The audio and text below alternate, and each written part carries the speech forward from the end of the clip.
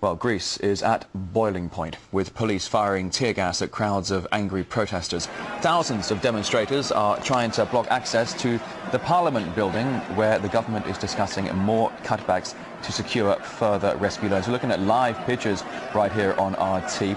And the deal on the table suggests suffocating austerity measures, such as more taxes and a 4-year privatisation programme. If Greeks fail to tighten their belts, they face being cut off from vital European aid worth hundreds of billions of euros. RT's Sarah Firth, she's in Athens and will bring us updates later this hour.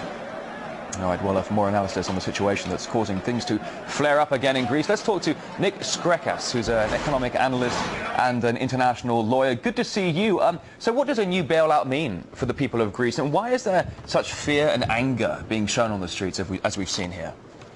Well, the fear and anger isn't just about this current bailout that's being discussed. It's been seething for a very long time. Greeks are very disappointed with their political system over the last 40 years and with the fact that they hadn't been told the truth for a very long time. Now, for the last 10 years, Greeks have been told that we had growth rates of 4% a year. But what they hadn't been told was that the national debt was going up 17%. So other than just the obvious trigger of austerity and a plan to increase taxes and make cuts of about 6.5 billion for this year alone and another 22 billion into 2015, plus a 50 billion privatisation program, there is more than enough unhappiness to go around.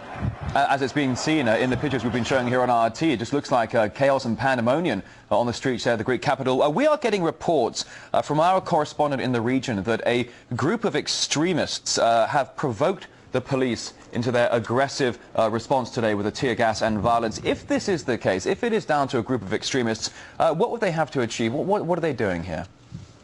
Well, they're not really trying to achieve anything different than what they normally do.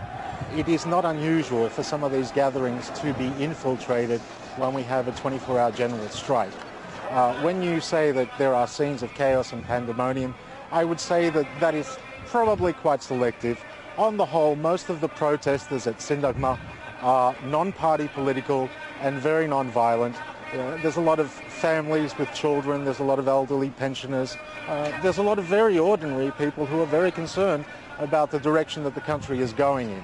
So the concern ranges across a broad spectrum, a broad demographic, as you're saying here. But will a new bailout help Greece recover, or will it just help it to sink deeper in debt, do you think?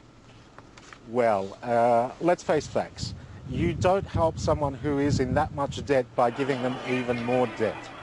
Now, what seems to be happening here is a massive transfer of wealth.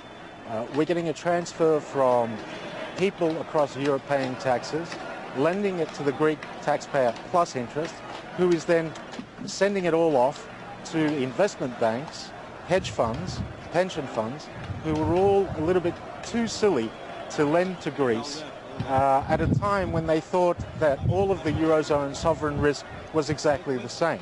So will it help Greece? Only to the extent that it will prevent a chaotic default at this point in time.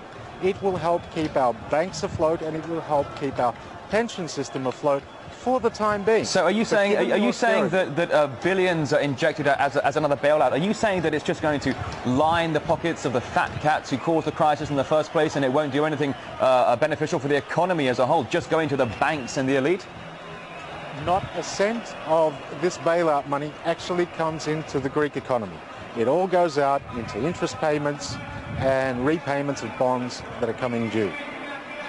Well, that's scary news indeed. Some are drawing Greeks' deep unhappiness with their government to the situation in Arab countries. Do you think might the economic anger spill over into them throwing out their leaders? Have they had enough? Would they want to just sack the government officials? I think that there are many in these protest movements that would like to see a completely new political system with fresh faces and no one beholding to powerful interests inside and outside the country. There are some parallels that can be drawn with the Arab Spring. Yes, I would say that's true.